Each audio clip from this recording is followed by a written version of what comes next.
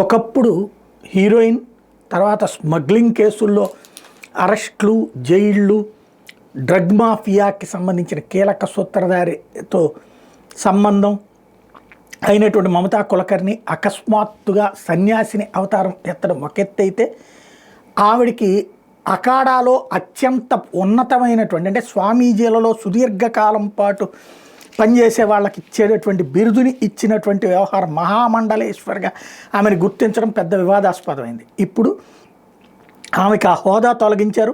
Plus ఆమెకు ఆ హోదా ఇచ్చినటువంటి గురువు గారికి కూడా ఆ హోదా తొలగించారు.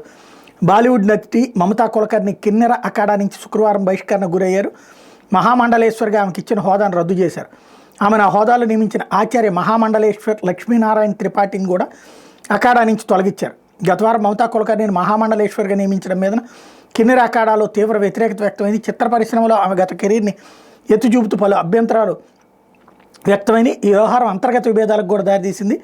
దీంతో ఆమెను బహిష్కరిస్తూ అఖాడా వ్యవస్థాపకుడు రిషి అజయ్ దాస్ నిర్ణయం తీసుకున్నారు. అఖాడాకు త్వరలోనే కొత్త ఆచార్య మహామండలేశ్వర్ని ప్రకటిస్తామని చెప్పారు.